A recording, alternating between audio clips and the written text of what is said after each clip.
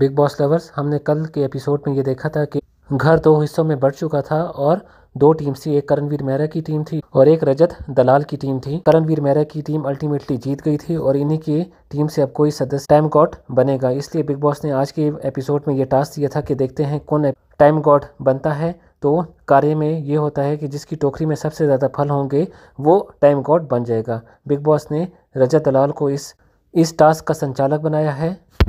तो प्रोमो में हम ये देखते हैं कि करणवीर मेहरा सबसे पहले विवियन के पास जाते हैं और उनसे फल मांगते हैं कि आपके पास जो भी फल है तो वो मुझे दे दे। लेकिन विवियन ढिसेना साफ इनकार कर देते हैं और वो ये कहते हैं कि जो छल करता है उसके किस्मत में कभी भी फल नहीं होते और देने से इनकार कर देते हैं।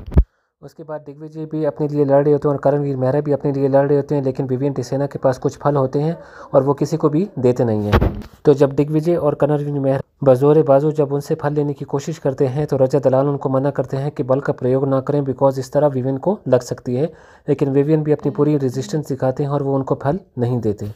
इतने में ईशा भी आ जाती है विवियन ढिसेना की हेल्प करने के लिए, और जिसकी वजह से उनको 2-3 धक्के लग जाते हैं और रजत दलाल आ जाते हैं कि कोई भी किसी को धक्का ना दे।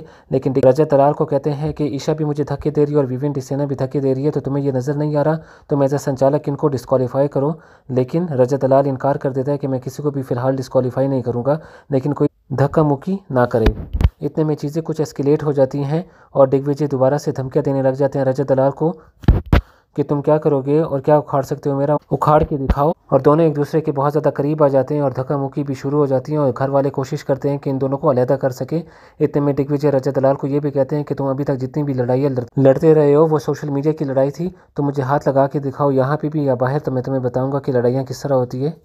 तो आपको क्या लगता है कि दिग्विजय क्या इंटेंशनली पोक करता है रजत दलाल को ताकि उसको फुटेज या स्क्रीन टाइम ज़्यादा से ज़्यादा मिल सके, या ये सब कुछ बहुत ज़्यादा ऑर्गेनिक हो जाए?